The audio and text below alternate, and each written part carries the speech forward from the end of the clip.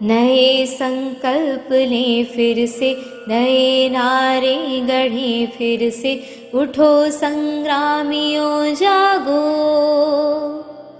उठो संग्रामियों जागो। नई शुरुआत करने का समय फिर आ रहा है, कि जीवन को चटक गुलजार करने का समय फिर आ रहा है। चलो अब एक नए अभियान के पदचाप गूंजे, चलो अब एक नए अभियान के पदचाप गूंजे।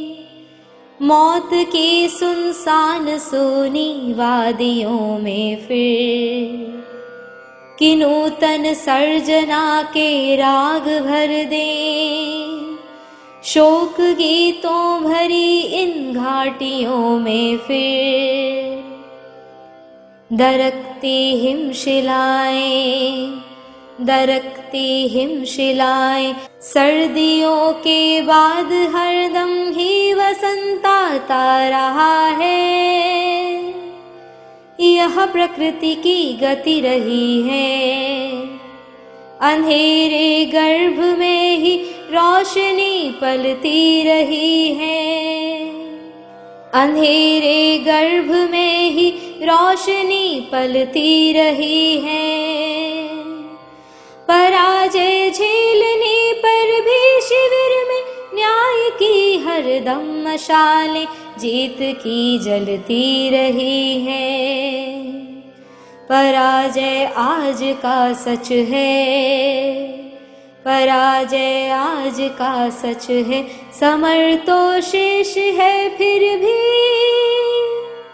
उठो ओ सर्जकों, नव जागरण के सूत्र रचने का समय फिर आ रहा है, कि जीवन को चटक गुलजार करने का समय फिर आ रहा है। नए संकल्प लें फिर से, नए नारे गढ़ें फिर से, उठो संग्रामियों जागो, उठो संग्रामियों जागो। नई शुरुआत करने का समय फिर आ रहा है, कि जीवन को चटक गुलजार करने का समय फिर आ रहा है, फिर आ रहा है, फिर आ रहा है। ओम शांति। जननी जन्मभूमि स्वर्ग से महान है, इसके वास्ते ये तन है, मन है और प्राण है। जननी जन्मभूमि स्वर्ग से महान है, इसके कण कण पे लिखा राम कृष्ण नाम है। हुतात्माओं के रुधिर से भूमि शस्य श्याम है, धर्म का ये धाम है, सदा इसे प्रणाम है। स्वतंत्र है यह धरा, स्वतंत्र आसमान है, इसके आन पे अगर जो बात कोई आ पड़े, इसके सामने जो जुल्म के पहाड़ हो खड़े। शत्रु सब जहान हो, विरुद्ध आसमान हो, मुकाबला करेंगे जब तक जान में ये जान है। इसकी गोद में हजारों गंगा यमुना झूमती, इसके पर्वतों की चोटियां गगन को चूमती। भूमि ये महान है, निराली इसकी शान है, इसके जय पताक पे लिखा विजय निशान है। इसके वास्ते ये तन है, मन है और प्राण है। जननी जन्मभूमि स्वर्ग से महान है। जननी जन्मभूमिश्च स्वर्गादपि गरीयसी। रामायण में दिखाया, जब श्री राम अयोध्या लौट रहे हैं तो क्या कहा? जननी जन्मभूमिश्च स्वर्गादपि गरीयसी। यदि मुझे स्वर्ग भी मिल जाए तो मैं वहाँ नहीं जाऊँगा, मैं कहाँ जाऊँगा? अपनी जन्मभूमि की ओर, भारत की ओर। तो यज्ञ इतिहास के इस श्रृंखला, इस भट्टी में आज हम थोड़ा आगे बढ़ेंगे। तो हमने 5 कालखंड में यज्ञ को विभाजित किया था। 36 से लेकर तो 50 तक फाउंडेशन ईयर्स, जहाँ पर फाउंडेशन हो रहा है, नींव डाली जा रही है।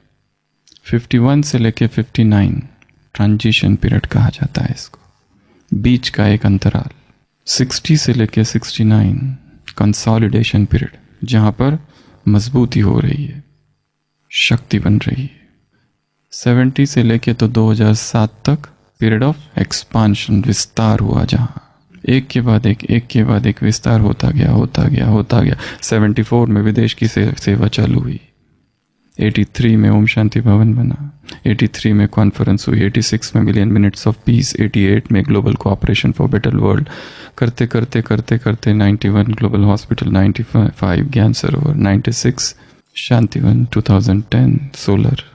वो विस्तार का पीरियड है 2007 तक। 2007 से अब तक के पीरियड को कहा जाता है द शिफ्ट। तो यज्ञ का इतिहास 5 कालखंडों में विभाजित है। अब तक हम थे 39 से तो 50 के बीच में कराची में। इस पीरियड में ढेर सारी घटनाएं हुई और जो हमने विस्तार से देखी, कम से कम 10-15 ऐसी अलग अलग घटनाएं। आज हम थोड़ा और आगे बढ़ते हैं। विभाजन हो चुका था 47, परंतु फिर भी यज्ञ वहीं रहा। विभाजन हुआ और हमने ये भी देखा कि कैसे राइट्स हुए, एंटी हिंदू राइट्स इन कराची, और हलचल चालू ही थी। विश्व युद्ध 45 में पूरा हो चुका है। 2 सितंबर जब जापान ने ऑफिशियल सरेंडर कर दिया। तो 45 का ये कालखंड, अब हम इस कालखंड में आते हैं 45 और 50 के बीच क्या क्या हुआ। तो यहाँ पर एक तरफ तो ज्ञान है जो धीरे धीरे स्पष्ट हो रहा है। 47 में बहुत सारे सिंधी भारत की तरफ चल पड़े, मुंबई, दिल्ली, अलग अलग जगह पर। सब ने कहा कि आप सब भी भारत शिफ्ट हो जाओ, पर वो लोग शिफ्ट नहीं हुए, वहीं रहे लगभग 3 साल तक। और हमने ये भी देखा पूरा एक दिन चैप्टर्स ऑन पिक्चर्स, कैसे पिक्चर बने। सबसे पहला कौन सा पिक्चर बना, प्रिंट कब हुआ, तो वो सब इसी कालखंड में बन रहा है। इन्फिनिट डिवाइन लाइट लिखा जा रहा है पिक्चर में। प्यू की पदरामनी हुई, उसने बताया ये है ब्रह्मा। तब था नाम प्रजापति, अभी तक प्रजापिता नहीं हुआ है। 45-43 के बीच 1950, लगभग जनवरी 1950, यहाँ पर कुछ बातें हुई कि जिसकी वजह से फिर ये निर्णय लिया गया कि अभी भारत हमें चलना है। भारत आने के कम से कम 7 से 8 कारण हैं। सबसे पहला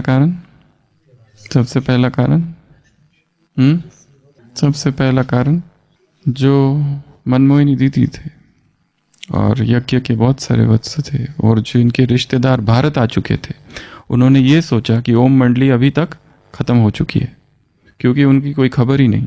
क्योंकि भारत विभाजन एक ऐसी घटना थी कि जिसमें बहुत हलचल हुई।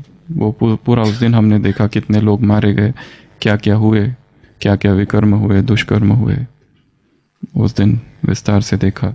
तो वो सारे लोग भारत आ चुके हैं, पर ये लोग भारत में नहीं आए। तो उनको लगा कि ये ओम मंडली खत्म हो चुकी है, परंतु बाद में पता चला कि वो लोग हैं, वो नष्ट नहीं हुए। वो संस्था अभी भी चल रही है वहाँ पे, और लो प्रोफाइल, क्योंकि मिनिस्टर्स ने क्या कहा था, नाम बदल दो, लो प्रोफाइल रखो, क्योंकि ट्रिब्यूनल बनी थी अगेंस्ट। 8 बंगले थे वो 8 बंगलों में क्लिफ्टन के पास ये सब लोग रह रहे हैं चुपचाप, उनकी संसार की निगाहों से दूर, संसार के आवाज से दूर, उन 8 बंगलों में जैसे कैद है। वही उनकी दिनचर्या, और दिनचर्या भी एक दिन हमने देखी क्या क्या करते थे सारे दिन भर। तो ये जो रिश्तेदार थे जो भारत में आ चुके थे, उनको जब ये पता चला कि ये सब जिंदा है और ये संस्था अभी भी है, तो उन्होंने फिर निमंत्रण भेजे कि आप अब यहाँ आ जाओ। उनको डर था कहीं मुस्लिम लोग इनको कोई नुकसान ना पहुंचाए, पर फैक्ट कुछ और था। वहाँ के जो मुस्लिम थे वो भी बड़े सहयोगी थे, उनको तो बहुत अच्छा लगता था इनको सबको देखकर।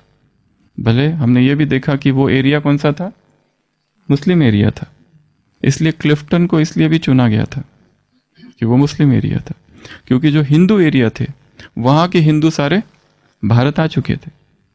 पर ये एरिया ही मुस्लिम था, तो और इन्होंने फोर्स भी नहीं किया, इनका प्रेम पूर्ण व्यवहार था, इसके लिए ये फोर्स भी नहीं था कि जाना है, इसलिए वहीं रुके 3 साल। तो ऐसे 7-8 कारण बने। सबसे पहला कारण था ये जो रिश्तेदार थे, इन्होंने निमंत्रण भेजे कि आओ वापस, आप लोग भारत आ जाओ।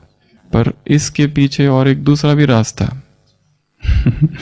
चाल थी, एक षड्यंत्र था भारत बुलाने का। उन्होंने कहा आप यहाँ आओ, आपकी सारी देखभाल हम लोग करेंगे, सारा फाइनेंस, सारा पैसा हम लगाएंगे। और ये चाल ये थी कि जब ये लोग यहाँ आ जाएंगे तब मुकर जाएंगे, ताकि ये संस्था खत्म हो जाए और हमारी जो बेटियां और हमारी जो माताएं हैं वो वापस हमारे पास आ जाए। षड्यंत्र बहुत गहरा था। तो ये भी इच्छा थी लोग, सबकी नहीं, कुछ की। तो पत्र आए, तो सबसे पहला कारण था इनविटेशंस फ्रॉम रिलेटिव्स। भारत में आने का सबसे पहला कारण इनविटेशन। जब भी इनविटेशन मिलो तो सोचना। तो मनमोहिनी दीदी को उन्होंने फ्लाइट की टिकट्स भेजी, उसके रिश्तेदार बहुत अमीर थे, कि आप आओ, और वो मुंबई आए बाय फ्लाइट। यहाँ 2 मास रहे, उनको 2 अलग से कमरे दिए गए। उन्होंने कहा हम अपना भोजन बनाएंगे, उनको बहुत सारे प्रलोभन दिए गए, आप ये खाओ वो खाओ। पर उनको उनका रहन सहन, उनका खान पान इतना शुद्ध था। और वहाँ 2 मास सेवा हुई, क्योंकि जो रिश्तेदारों ने जिन्होंने बुलाया था वो काफ़ी अच्छे थे, और उन्होंने देखा इनका जीवन कितना पवित्र है। वहाँ पे रोज़ सत्संग होता रहा, 2 मास में सेवा होती रही। और 2 मास के बाद ये लोग वापस चले गए, दीदी और कुछ बहनें, रुक्मिणी बहन शायद। तो और वहाँ पहुँचने के बाद फिर से लेटर भेजे गए कि आप हमारे पास ही रुको या भारत आ जाओ। तो दीदी ने कहा आप ऑफिशियल लेटर भेजो।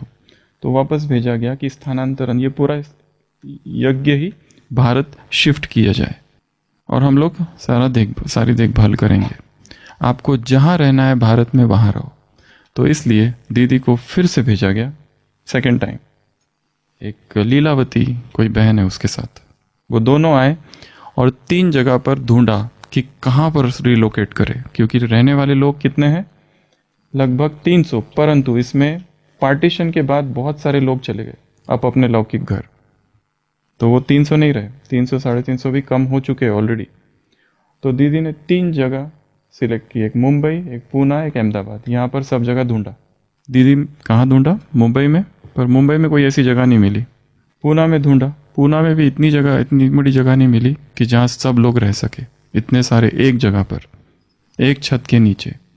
अहमदाबाद में गए, अहमदाबाद में भी ढूंढा, वहाँ पर भी नहीं मिले। परंतु वहाँ पर दीदी के जो लौकिक रिश्तेदार थे, उनके गुरु थे। कौन? गंगेश्वरानंद जी। उनकी बुक्स भी है, गंगेश्वरानंद और सर्वनानंद जी। तो वहाँ वो रुके।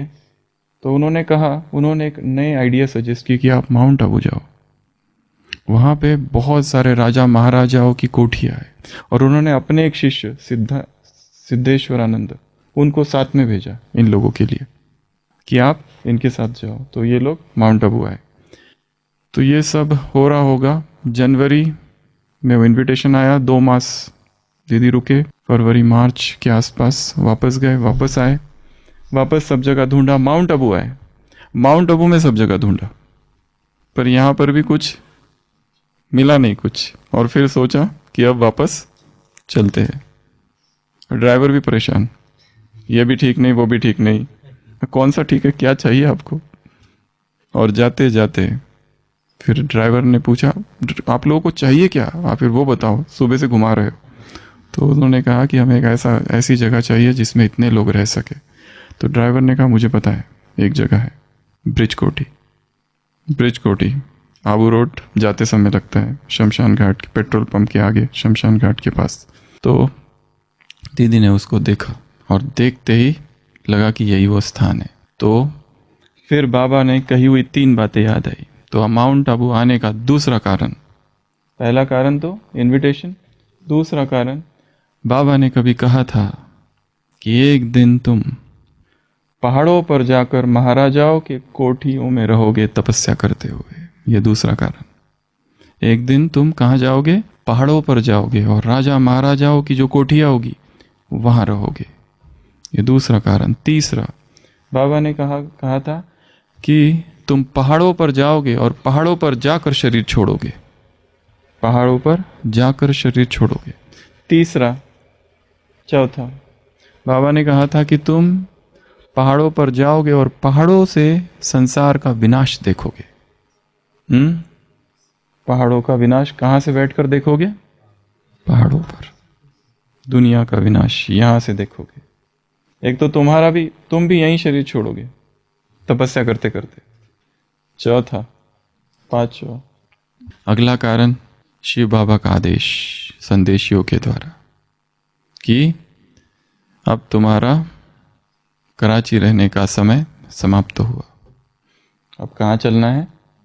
भारत की ओर। यहाँ के लोग इस ज्ञान को ज़्यादा अच्छे से समझ पाएंगे। इसके लिए अब तुमको कहाँ चलना है? भारत की ओर। ये एक कारण।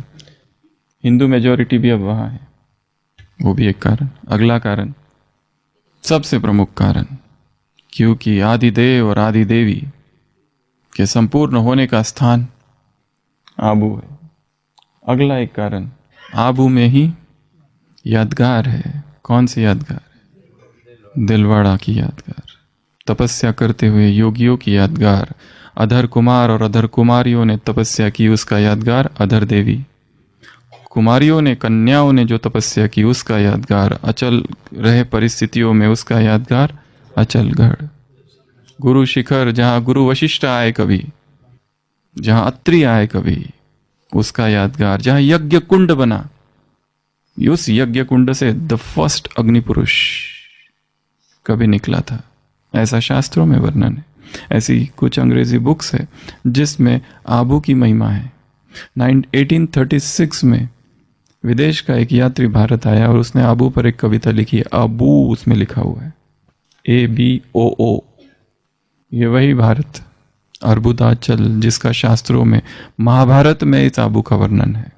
अर्बुदाचल, जो नंदी था शिव का, उसकी रक्षा अर्बुदा उसने की थी। एक सांप था अर्बुदा नाम का, उसने उस नंदी, किसका नंदी? शिव का, उस पे नाम पड़ा अर्बुदाचल। फिर बाद में समयांतर में वो अर्बुदाचल का आबू हो गया। तो एक कारण तो यही भी था कि आबू में ही वो सारे यादगार बने हुए। अंबाजी का यादगार, गौमुख का यादगार, दिलवाड़ा का यादगार, ये सारे यादगार। और आबू तपस्वियों की भूमि है आबू। और एक कारण, एकांत और मौन है यहाँ पर। यहाँ की हवाओं में फ्रेशनेस है, शहर की हवाओं जैसी नहीं है। आबादी उस समय तो बहुत ही कम है, पूरा जंगल ही था आबू उस समय। ये निर्णय लिया गया। और कारण, ये तो इतने कारण है। और कारण यही सेवाओं का केंद्र बनने वाला है भविष्य में। ये और एक कारण, आप सब लोग कहाँ आने वाले थे? हम सब यहाँ आने वाले थे, इसलिए उनको यहीं आना था। यही वो जगह थी जहाँ दादियों को तपस्या करनी थी। यही वो जगह थी जहाँ पर ब्रह्मा ने और मम्मा ने कर्मातीत अवस्था को प्राप्त किया और देह त्याग किया। यही वो जगह थी जहाँ पर परमात्मा अवतरण होने वाला था। यही वो जगह थी जहाँ पर विश्व की सेवा का शुभारंभ जहाँ से होने वाला था। यही वो जगह थी जहाँ डायमंड हॉल बनने वाला था। इन्हीं पर्वतों के बीच तपस्या होने वाली थी। यही वो जगह थी जहाँ ज्ञान और योग की चर्चाएं होने वाली थी। आबू शिव अवतरण भूमि है, शिव दर्शन है। यही अब्बा का घर है, यही अब्बा का घर है। तो इसलिए यहाँ आना ही था। तो इतने सारे कारण थे। तो डिसीजन ले लिया गया कि अभी तो फिर से कहानी की ओर आते हैं। तो जैसे वो ब्रिज कोठी देखा तो दीदी को लगा यही वो स्थान है, यही वो स्थान है। और दूसरा सबसे मेन कारण, कल पहले यहीं आए थे तो कहाँ और जाएंगे, इसलिए यहीं आना है। हिमालय पर नहीं जाना है, साउथ में किसी पर्वत पर नहीं जाना है, मॉरिशस में नहीं जाना है, ना ऑस्ट्रेलिया जाना है, न इंग्लैंड न अमेरिका। अच्छे अच्छे स्थान होंगे संसार में आबू से भी ज़्यादा अच्छे। न नैनीताल जाना है, न उत्तराखंड जाना है, न देहरादून, आबू आना है, न कश्मीर जाना है, यहाँ आना है।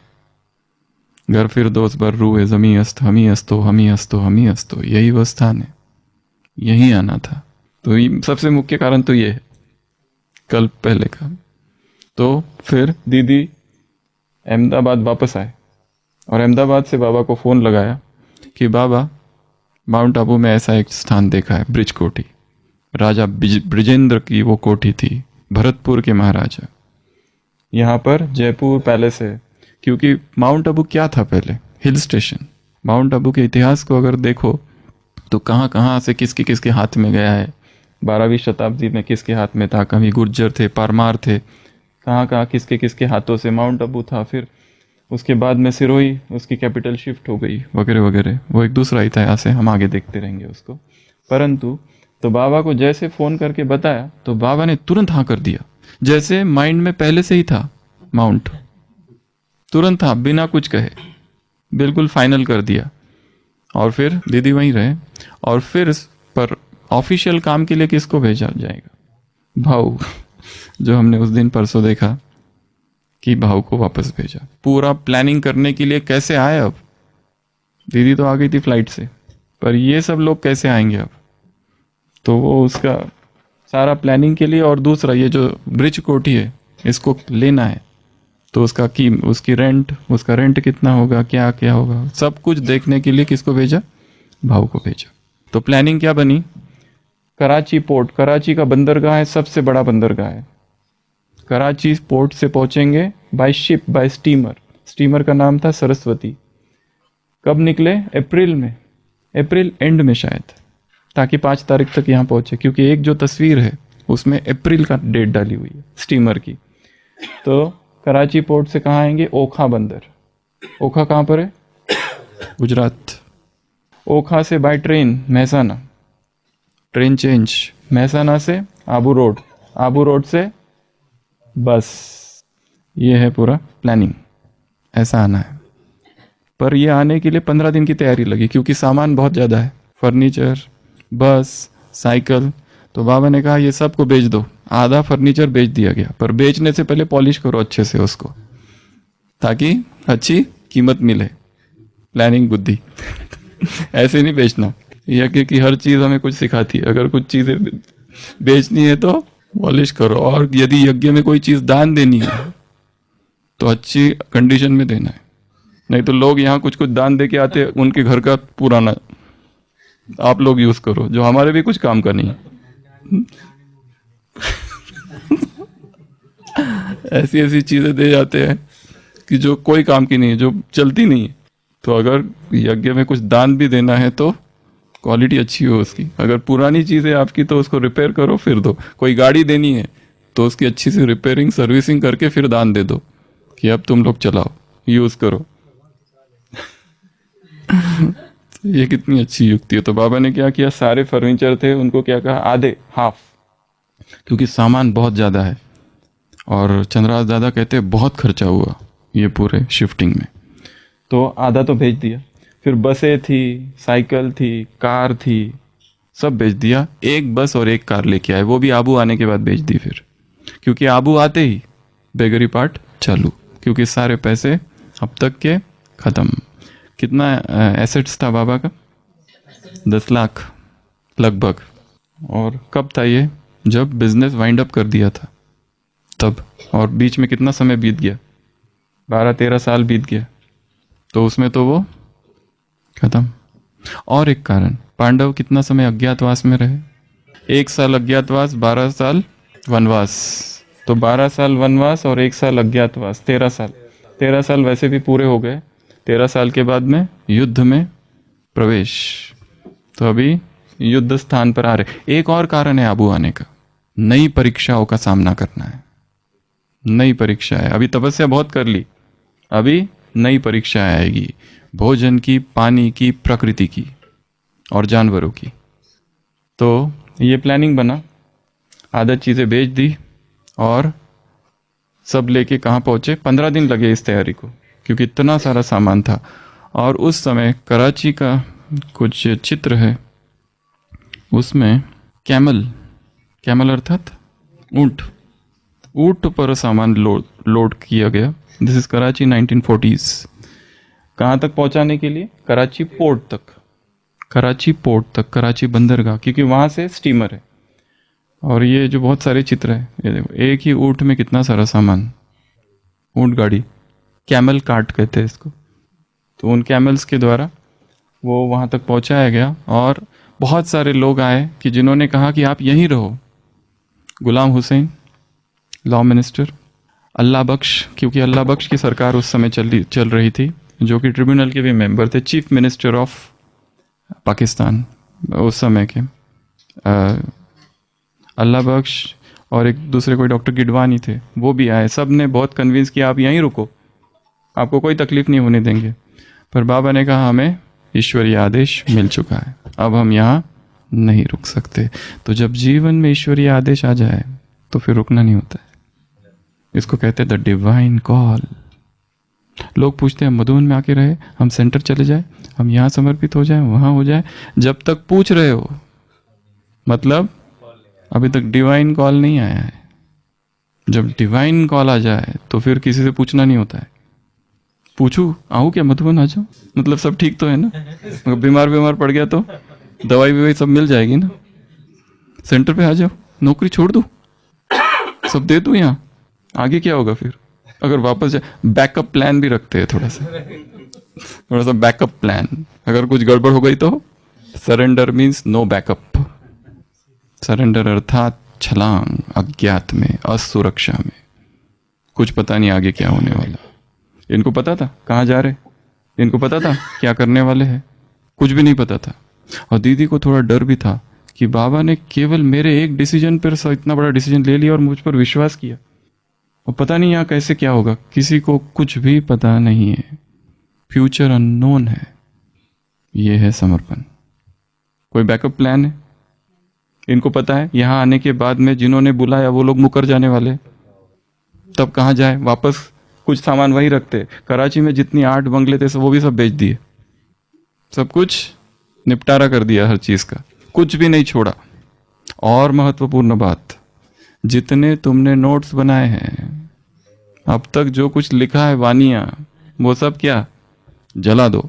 सबने क्या? बिल्कुल नहीं, हम नहीं जलाएंगे, हमारी है। तो बाबा ने क्या कहा? अच्छा एक काम करो, फिर दफन कर दो, द्वापर में निकलेंगे। हाँ ये ठीक है। और एक साकार मुरली है जिसमें बाबा देखो क्या कह रहे हैं, वह गीताएं तो ढेर है, फिर भी पुरानी गीताएं निकलेगी, तुम्हारे कागज थोड़ी निकलेंगे। गीता बहुत भाषाओं में, ऊंचते ऊंच गीता है, परंतु सब बनाई है मनुष्यों ने, यथार्थ तो है नहीं, इसलिए सब अंधेरे में। तब गाया जाता है ज्ञान सूर्य प्रगटा, इस सूर्य की महिमा नहीं है, ये भी कह दिया एक मुरली। फिर भी गीताएं निकलेंगी, तुम्हारे कागज थोड़ी ना निकलेंगे। साकार मुरली, इधर भी उधर भी उधर भी। आप भी पढ़े होंगे, कोई जाए और एक्सप्लोर करे, पर वो भी किया है विदेशियों ने। वो विदेशी सारे गए हैं एक एक जगह देखने, पर अभी कराची का ये एरिया एम्बेसी बन गया है। It's a most posh and VIP area, उसमें एंट्री नहीं है, मोस्ट पॉश। अरे जब संसार के वीवीआईपी जहां रहे उसको तो वीवीआईपी बनना ही है, ऐसे ही थोड़ी ना। सारे एक एक जगह, बाबा भवन विजिटेड, एक्सप्लोर्ड, फिर जो बेबी भवन, बॉयज भवन, किंग्स भवन, ये जितने एक एक थे वहाँ के। दीदी का अपना एक वो जो सिलाई का सेंटर, ये 8 भवन, एक एक एक्सप्लोर किया, किसी में जाने ही नहीं दिया। सिक्योरिटी ने कहा, सिक्योरिटी को पूछा गया, विदेशी गए वहाँ पर कि वहाँ क्या होता था, तो वो कहता था कई साल पहले यहाँ पर कुछ ब्रह्मचारी लोग आके पूजा पाठ करते थे, मतलब तपस्या करते थे, उसको तो पता नहीं क्या करते थे वहाँ अभी जो लोग हैं, तो उनको भी नहीं पता वहाँ क्या था, क्योंकि ये सब कुछ समट किया आ गए। तो फर्स्ट बर्निंग ऑफ सब, डिस्ट्रक्शन ऑफ 2 बार ऐसा हुआ है। क्यों? क्योंकि यहाँ ज्ञान पूरा स्पष्ट नहीं था, टू अवॉइड मिसअंडरस्टैंडिंग। तो पहला बर्निंग कब हुआ? बर्निंग कहो या उसको खत्म कर दिया सब। बाबा ने यहाँ का भी कोई भी लिटरेचर साथ में रहेगा, कुछ पोस्टर्स रहेंगे जो साथ में लेके जाना है, उस पोस्टर्स में भी चेंज होते गया। 49 का पोस्टर, 50 का पोस्टर और 50 के बाद के पोस्टर्स थोड़े थोड़े अलग है। जो हिस्ट्री हॉल में पोस्टर लगा हुआ है, उसमें जो पहला पोस्टर बना उसमें तो रूजवेल्ट था रशिया का, अमेरिका का। फिर वो चला गया, 45 के बाद में प्रेसिडेंट चेंज, हैरी ट्रूमैन आया। तो वो जो चित्र है ना, दो बिल्ले, एक स्टालिन है, एक हैरी ट्रूमैन है। उसके पहले वहां पर एक रूजवेल्ट था। उसके बाद में जब भारत में आए तो प्रेसिडेंट वहां का चेंज होगा, वो आइजनहोवर हो गया फिर। और यहाँ का वो क्या, रशिया का एक नाम है क्लेंच समथिंग, वो स्टालिन भी बदल गया। तो प्रेसिडेंट बदल के गए, हमारे चित्र के जो प्रेसिडेंट है, ये दो बिल्ले वो भी चेंज हो गए, होते गए। यहाँ तक अभी तक ज्ञान स्पष्ट नहीं है। यहाँ तक अभी तो ब्रह्मा ही गॉड है, ब्रह्मा ही कृष्ण है, ब्रह्मा में ही सबको कृष्ण दिखता है 50s तक। फिर धीरे धीरे धीरे धीरे कि पीयू के द्वारा ये स्पष्ट हुआ कि ये अलग है, ये अलग है, ये दोनों एक नहीं है, कोई एक दूसरी शक्ति प्रवेश कर रही है। फिर धीरे धीरे वो स्पष्ट होता गया। तो ये सब, तो सेकंड बर्निंग हुआ 64-65 के आसपास जब बाबा ने कहा। तो ऑफिशियल मुरलिया जो वास्तव में है वो 65 से लेके तो 69 तक जो हम सुनते हैं रोज, उसके पहले का यहाँ पर भी बाबा ने कहा ये सब खत्म कर दो, यहाँ आने के बाद का भी, क्योंकि मिसअंडरस्टैंडिंग हो सकता है, उससे लोगों के मन में प्रश्न उठ सकता है। पर अभी हम बहुत समय आगे निकल चुके हैं और विश्व में प्रत्यक्षता अभी होने ही वाली है, तो अभी कहा जा सकता है। नहीं तो कहीं पर इसका वर्णन लिटरेचर में कहीं कुछ नहीं है। तो 15 दिन तैयारी में लगे, आधा बेच दिया, आधा रखा, और ये ऊंट पर लाद कर सब कहाँ पहुँचे, कराची। और वहाँ पर कौन लोग थे, पठान लोग। वहाँ कौन लोग थे, मुस्लिम लोग थे, उन्होंने बहुत मदद की। एक चित्र है उसमें ये सब पठान लोग भी दिखाए हैं वहाँ पर। ये सब चित्र आपने देखे होंगे, पर कुछ कुछ चित्र ऐसे हैं कि हाँ, ये एक चित्र ऐसे है, ये दिखाई दे रहा है इसमें। ये सब पठान लोग हैं वहाँ पर जो मदद कर रहे हैं सामान चढ़ाने में, क्योंकि सामान बहुत ज़्यादा है। तो ये सब बातें कब की है, अप्रैल की। आबू कब पहुँचना है, डेट क्या है आबू की, 5/5/50, 5/5/50, 5 अप्रैल 1950, 5 मई 19। तो ये अप्रैल की बात है कि ये वहाँ से निकले और कहाँ पहुँचे, फिर वहाँ से ओखा बंदर। और ये जो यात्रा थी, अब ये कितना समय की यात्रा थी पता नहीं, पर वो जो, क्योंकि जो शिप सी से इससे आए हैं ना ये लोग, तो सी का डिस्टेंस जो होता है एनएम में मेज़र किया जाता है, लैंड का डिस्टेंस केएम में मेज़र, किलोमीटर में। ये 190 नॉटिकल माइल्स, कहीं दूसरी जगह लिखा है 1202 या 749 माइल्स। इसको लगता है 1 दिन 2 मिनट ट्रैवल का टाइम लिखा हुआ है इसमें, पर मुझे ये पता नहीं अभी। ये अगर उस समय कोई दादी या कुछ वो बता सकते हैं, पर कहीं कोई लिटरेचर में भी नहीं है कि टाइम कितना लगा। पर एक बात है कि ये जो चित्र है बाबा के पोर्ट के, शिप के चित्र जिसमें बाबा बैठे हुए हैं, ये सब दादियाँ बैठी हुई है, ये बहुत सारे चित्र है इस तरह के। ये शिप के अंदर के, स्टीमर के अंदर के चित्र है, ये वाला। तो ये सारे जो चित्र है जिसमें ये लोग बैठे हुए हैं स्टीमर में और वो निकल पड़ रहे, वहाँ पर भी ज्ञान चिंतन चल रहा है वगैरह वगैरह वगैरह। और सब कहाँ पहुँचे फिर, ओखा। यहाँ से ट्रेन ली, इसमें 2 वर्जन है। ज़्यादा चंद्रहास का कहना है कि 2-3 बोगी ले ली, परंतु निर्मल शांता दादी के वर्जन में है कि पूरी ट्रेन ही बुक कर ली गई। इतने सारे लोग थे, एक स्पेशल ट्रेन बुक कर ली गई और हम ही राजा थे उसमें। जब चाहो तब चेन खींचो। तो गार्ड आता था, क्या हुआ, क्यों खींची? वो कहते हमको खाना खाना है। और कहाँ खाओगे, ये जंगल है। वो कहते हमारे पास भोजन का सब सामग्री है। तो उनको भी खिला देते उतर के, रुक के, और उनको भी खिला देते गार्ड और रेलवे ऑफिशियल को। और ये करते करते महसाना से ट्रेन चेंज, आबू रोड से बस से ऊपर, और कहाँ पहुँचे, ब्रिज कोठी। राजा बिजरिंदर, सबने देखी है ब्रिज कोठी? देखिए नहीं देखी, एक बार देखना चाहिए। अभी तो होटल है, सनराइज होटल, 3 स्टार होटल। 1 दिन का भाड़ा है 5,000 प्लस टैक्स कमरों का 5,000 प्लस टैक्स 1 दिन का। चाहे तो 1 दिन जाके रह सकते हो, रात भर सही में रह सकते हो, अनुभव करने के लिए कि यहाँ पर वो सारे लोग आए और यहीं रहे इस कोठी में। इतनी बड़ी कोठी, वो इतनी बड़ी कोठी है कि वहाँ पर। और एक बात, बाबा को जब बुलाया और उसके बाद में दीदी ने देखा वहाँ एक सांप है बड़ा बड़ा। तो ये जब यहाँ पहुँचे ओखा में, तो बाबा के पास दीदी घबराई हुई सी गई कि बाबा आप लोग आ तो गए, पर पता है वहाँ आपको सांप है वहाँ तो बड़े बड़े। क्योंकि उस समय आबू जंगल है, कितनी पॉपुलेशन होगी पता नहीं, बहुत कम, सारा जंगल ही जंगल, जानवर है सब जगह। तो बाबा ने कहा हम तो काम क्रोध ये बड़े बड़े सांपों को झेलने वाले हैं, ये तो कुछ भी नहीं है हमारे लिए। तब दीदी को थोड़ा ठीक लगा, क्योंकि उसके भरोसे पर सब आ गए, इतने सारे लोग।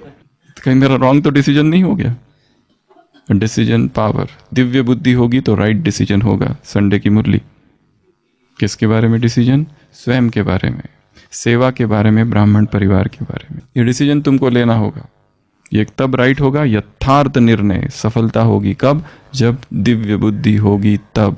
दिव्य बुद्धि वरदान है, दिव्य बुद्धि जन्म सिद्ध अधिकार है, दिव्य बुद्धि ब्राह्मण जीवन का फाउंडेशन है, दिव्य बुद्धि जीवन परिवर्तन मर्जीवा जन्म का फाउंडेशन है। दिव्य बुद्धि से यथार्थ निर्णय, दिव्य बुद्धि से यथार्थ जानना, दिव्य बुद्धि से यथार्थ परखना।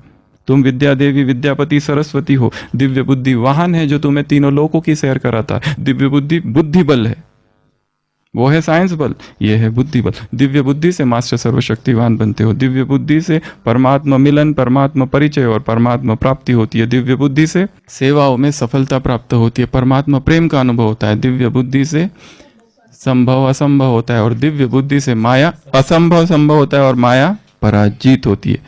14 बातें हैं लास्ट संडे की मुरली। दिव्य बुद्धि, तो जहां दिव्य बुद्धि होगा निर्णय यथार्थ होगा।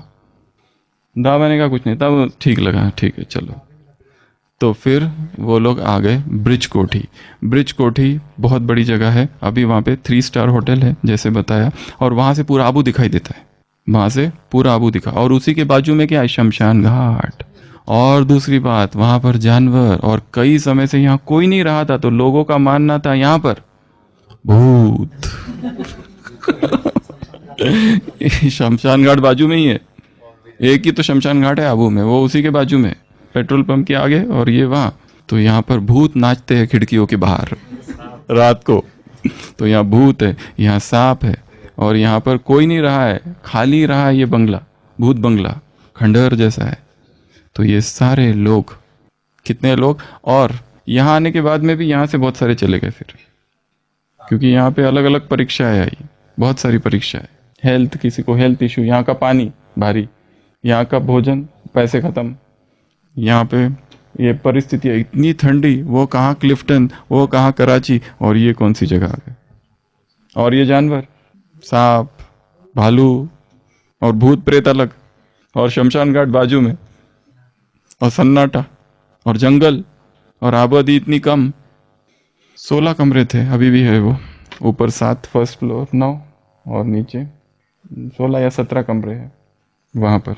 तो मम्मा का कमरा, बाबा का कमरा, मम्मा का कमरा नंबर 202, मम्मा का कमरा नंबर, बाबा का कमरा 204, आमने सामने नहीं, बाजू में। उसका 10,000 है किराया। अभी तो पूरा अलग सब कुछ बदल दिया वो लोगों ने, इतना सोफिस्टिकेटेड कर दिया उसको। एक बार सभी जाके देख सकते हैं ब्रिज कोठी। क्या सनराइज पैलेस, सनराइज, एक साथ मत जाना। एक साथ जाएंगे भी नहीं। वो लकड़ी की सीढ़ियाँ अभी तक भी है, उस पे से चलो तो आवाज आता है, खट खट खट खट। वो पेड़ भी है वहाँ पर, मुरली पढ़ते थे, वो सब है वहाँ पे। वहाँ पे भाई है चेतन भाई, हाँ चेतन भाई, वो जाओ तो वो पूरा बताएगा डिटेल में, कहाँ कहाँ क्या क्या है, कैसे कैसे है, सब कुछ है। वो इन हाउस डाइनिंग अभी भी है। अभी तो हर चीज़ बदल दी, पॉश कर दिया उसको, पर कुछ कुछ चीज़ों को उन्होंने अभी तक वैसा ही रखा। तो 4 साल तक ये लोग वहाँ रहे, 50 से 1954 तक। पर भाड़ा बहुत था, किराया बहुत था, किराया, पैसे ख़त्म हो रहे थे। अभी चालू हो गया है पेकरी पार्ट, इसलिए तो चंद्रास दादा ने लिखा है कि यहाँ पर फिर लगभग 200 ही बच गए बस। हाँ, ये सब फिल्टर होते गए, क्योंकि इतनी असुविधा है, पैसे नहीं, क्या करेंगे। तो दूसरी बात, क्लैरिफिकेशन ज्ञान का। 49 से ही ये क्लैरिफिकेशन चालू हो गया था, थोड़ा थोड़ा स्पष्ट होना चालू हो गया। पर 52 से 58 Shiv Baba is still thought of as a thumb shaped अर्थात अंगुष्ठाकार। By the end of 1950s, the apprehension of Shiv Baba as point of light become clear. यहाँ तक 50s में ये क्लियर हो गया कि ये पॉइंट ऑफ लाइट है, ज्योति बिंदु है। Therefore, the knowledge of the soul as a point of light is also clear. In posters drawn from 1950s, a distinct difference is that infinite divine light is replaced by the presence of incorporeal God Shiva. अभी तक के जो चित्र थे उसमें क्या था, infinite divine light लिखते थे, परम ज्योति शब्द बाद में आया 50s के बाद, 50, 52, 58 के बीच में। तो फिर धीरे धीरे 52 के बाद में ये क्लियर हुआ, विष्णु, शंकर, कृष्णा, ये सब क्लियर होते गया। ब्रह्मा, शिव बाबा डिस्टिंक्ट पर्सनैलिटीज है, ये क्लियर होते गया। और फिर सेवा धीरे धीरे धीरे धीरे जो प्रजापति नाम था, लॉर्ड ऑफ द वर्ल्ड, वो प्रजापिता हो गया। धीरे धीरे स्पष्ट होके क्लियर होते गया। क्लैरिफिकेशन मन बुद्धि संस्कार 56 57 के बीच में क्लैरिफाई हुआ। ये 57 60 के बीच में और बातें, परमात्मा सर्वव्यापी नहीं है, ये सब थोड़ा थोड़ा क्लैरिफाई होते गया। और 60s में फिर ऑफिशियल नेम प्रजापिता ब्रह्मा कुमारी ईश्वरीय विश्वविद्यालय, जो हमने देखा, जो कराची में थे तब भी नाम बदल, उन्होंने कहा था सरकार ने कि ये ओम मंडली के खिलाफ इतना कुछ हो रहा है, इसका नाम बदलो, अल्लाह बख्श सरकार ने कहा। तो वहां पर ही प्रजापति था, पर वो हर जगह फिर धीरे धीरे उसको प्रजापिता ब्रह्मा कुमारी, डॉटर्स ऑफ ब्रह्मा, ब्रह्मा की कन्याएं, ईश्वरीय विश्वविद्यालय। और फिर 65, ये आगे की बातें हम बाद में और देखेंगे। तो कहने का भाव, बहुत सी चीज़ें हुई, बहुत कुछ सहन किया, धीरे धीरे स्पष्टीकरण होता गया। एक दिन में ज्ञान स्पष्ट नहीं हुआ। और ये सारे लोग जो यहाँ आ रहे हैं, कितनी बातें अस्पष्ट है, अभी आगे क्या होगा किसी को कुछ पता नहीं, पर फिर भी निश्चय है कि यही सत्य ज्ञान है और हमें विश्व का कल्याण करना है। ये भाव है अंदर, इस भावना से ये लोग यहाँ आए हैं। जो हमारे पास है अब सबको देना है। तो 1950 में 50 में कहाँ पहुँचे? आबू में आ गए। 4 साल तक यहाँ रहे। यहाँ 4 साल के बाद जब किराया बहुत ज़्यादा था, केस कर दिया और फिर भाऊ ने हैंडल किया, परंतु बाद में दूसरी जगह ले ली, कोटा हाउस, ढोलपुर हाउस, वहाँ पे भी कुछ साल रहे। और फिर 1958 या 60 के बीच कहाँ आ गए? पोखरान हाउस, जो कि वर्तमान समय पांडव भवन है, जहाँ हम लोग अभी है। हाँ, ये भी बंगला गंगेश्वरानंद जी का, उसको हम कल देखेंगे और डिटेल्स में इसकी बातें, क्योंकि आबू की महिमा बहुत ज़्यादा है। तो ये तो केवल यात्रा थी, और यात्रा में भी बहुत सारी असुविधाएं हुई, परंतु बढ़ते बढ़ते बढ़ते बढ़ते आगे चलते रहे ये कारवा। क्या क्या सीखेंगे इससे? लर्निंग पॉइंट्स, चेंज के लिए रेडी रहो, चेंज के लिए रेडी, भागना मत बस। एक दूसरा और क्या सीखेंगे?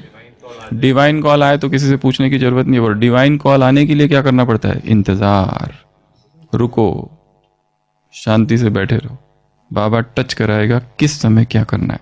सब कुछ तुम ही मत करते बैठो, बाबा से बातें करते उसको बोलने का चांस ही नहीं देते, नॉन स्टॉप अपनी कमेंट्री चालू करते, ये करो ये करो वो करो वो करो, बाबा तुम ऐसे करो वैसे करो, ये नहीं करो वो करो, अच्छा मैं वहां जाता हूँ, खुद ही उत्तर दे, नहीं नहीं मैं वहां नहीं जाऊंगा, अच्छा मैं जाता हूँ, फिर नहीं जाता हूँ।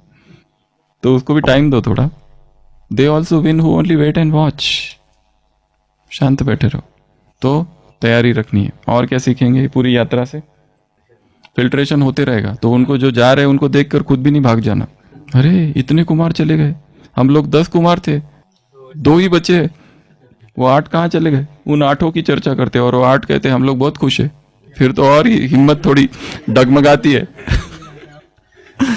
बोलते अब देखो हम लोग सब कर रहे, वो भी करते हैं वो भी करते हैं, दोनों करते हैं, हमारे बच्चे वो भी शिव बाबा के ही बच्चे हैं, देखो हमने कितना उनका पार्ट खोल दिया ना। एडवांस पार्टी की आत्माएं आ गई। इतनी सी बच्ची है मेरी, वो कसंडली पर बैठ के मुरली सुनाती है, और तुम बैठे वहां कुमार जीवन, ना खुद का कल्याण ना दूसरों का। टेम्पटेशंस, प्रलोभन। और क्या सीखेंगे? स्थान बदलेगा। हाँ, और जो जैसे कृष्ण का दिखाया, जैसे गोकुल छोड़ा, बाद में कोई वर्णन ही नहीं है कृष्ण के चरित्र में, कोई लेना देना नहीं, ना बांसुरी कभी बजाए। तो सांदीपानी के आश्रम में सुदामा कहता है मुझे बंसी, मैंने सुना है तुम बंसी बजाते हो, वो कहता है पार्ट पूरा हुआ, कभी बंसी उठाई नहीं, जो हो गया उधर का खत्म, नया पार्ट, नए युग का करे स्वागत। सीखे हम बीते युगों से, नए युग का करे स्वागत। और क्या सीखेंगे? सामान कम होगा तो यात्रा बहुत अच्छी होगी, ये बहुत अच्छा है, जितना कम सामान उतनी यात्रा अच्छी। और यात्रा में एक नियम तो बहुत ही अच्छा है, निर्जल उपवास। आज जाना है, 24 घंटे की यात्रा है, अब जो खाना है पीना है पी लो, यात्रा में ना खाना न पीना, वहीं पहुंचना। नहीं तो यात्रा में जाते हो सामान ही खाने पीने का ही तो ज्यादा रहता है, इसमें चटनी उसमें वो, अरे वो नहीं भी लिया तो बीच बीच में सेंटर लगते हैं, उनको फोन करके बताओ यहाँ पहुंचो पूरा लेके, वो पहले ही बिजी, चाय का थर्मस सब होना चाहिए, और वो भी कम दिया तो उस पर थोड़ी चर्चा, कम मिला थोड़ा। बेस्ट है यात्रा में नो भोजन, कुछ न खाना न पीना, उपवास हो जाएगा। न्यूनेस, उपवास, कोई झंझट ही नहीं कहीं, कुछ नहीं। अगर लेना ही है, हाँ नहीं रह सकते तो फ्रूट्स, नहीं ले सकते जूस, नहीं ले सकते अंकुरित मूंग, बस कुछ नहीं खाने का पीने का। और यात्रा में खाने के बाद ही तो कितनी पेट खराब, कुछ कुछ कुछ कुछ होता है लोगों को, और पानी वहाँ का पी लेते हैं, वॉशरूम और ये और वो, सब झंझट खत्म और सामान कम। तो यात्रा करनी है तो सामान कम ही चाहिए। और क्या सीखेंगे इससे? बेचने पहले अच्छे से पॉलिश करके अच्छे कंडीशन में देना है यज्ञ को चीज़ें, ऐसे नहीं कि उठा के अपने घर की पूरी होगी। यहाँ पर एक दो कुछ लोग आए थे, बोला ये आप यज्ञ के लिए रख लो, देखा तो लाइट खराब, वो सब कुछ ही खराब था उसका, तो घर का जो पुराना इधर लाके दे दिया। तो देना है तो अच्छी कंडीशन में देना। और क्या सीखेंगे? डू और डाई। और क्या सीखेंगे? परिस्थितियां कैसी भी आए, कुछ भी आए, एक बार निर्णय ले लिया, पीछे नहीं हटना है फिर, बस। महान आत्मा एक ही बार प्रतिज्ञा करती है, भीष्म प्रतिज्ञा, बस एक ही बार प्रतिज्ञा, अब जो होगा वो हो गया। पवित्रता के मार्ग पे आगे बढ़ गए, जो होगा होगा, अब पीछे नहीं हटेंगे। वो ऑप्शन बी खत्म हो चुका है हमारे लिए, वो संसार, वो गृहस्थी, वो लौकिक, सब कैंसल। जब जो होगा अब यहाँ होगा। Option A is everything. शरीर छोड़ने है, जो होगा अच्छा, अभी तक जो हुआ बहुत अच्छा, अभी जो होगा वो तो बहुत अच्छा, और जितने चैलेंजेस है उतना अच्छा है। जीवन अर्थात चैलेंजेस, चुनौतियाँ, उसी से आत्मा आगे बढ़ती है, मजबूत बनती है। तो जननी जन्मभूमि भारत आ चुके हैं, अब भारत की यात्रा आगे जारी रखेंगे। ओम शांति।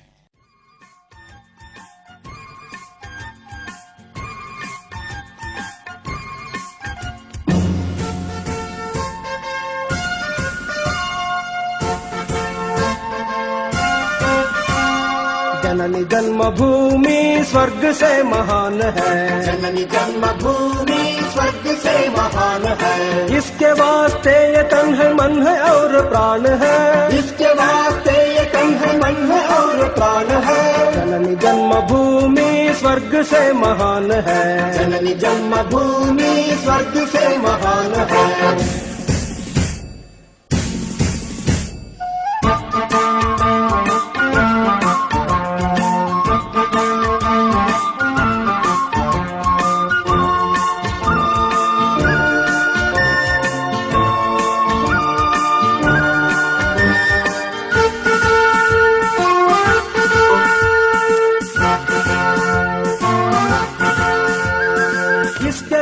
कण पे लिखा राम कृष्ण नाम है, इसके कण पे लिखा राम कृष्ण नाम है। हुतात्माओं के रुधिर से भूमि सस्य श्याम है, हुतात्माओं के रुधिर से भूमि सस्य श्याम है। धर्म का यह धाम है, सदा इसे प्रणाम है। स्वतंत्र है यह धरा, स्वतंत्र आसमान है।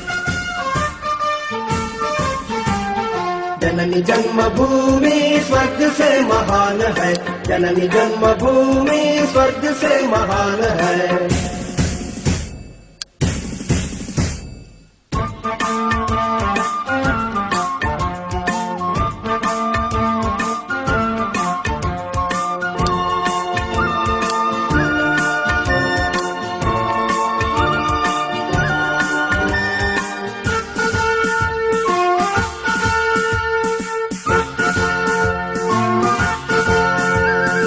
इसके आन पे अगर जो बात कोई आ पड़े, इसके आन पे अगर जो बात कोई आ पड़े। इसके सामने जो जुल्म के पहाड़ हो खड़े, इसके सामने जो जुल्म के पहाड़ हो खड़े। शत्रु सब जहान हो, विरुद्ध आसमान हो, मुकाबला करेंगे जब तक जान में ये जान है। जननी जन्मभूमि स्वर्ग से महान है, जननी जन्मभूमि स्वर्ग से महान है।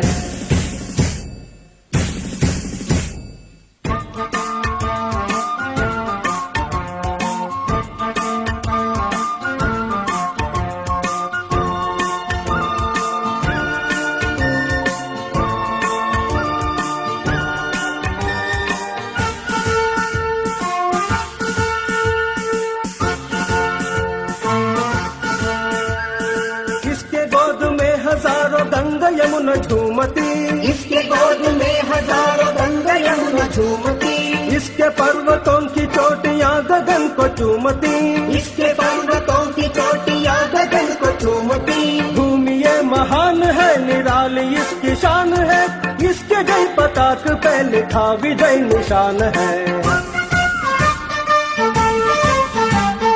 जननी जन्मभूमि स्वर्ग से महान है, जननी जन्मभूमि स्वर्ग से महान है।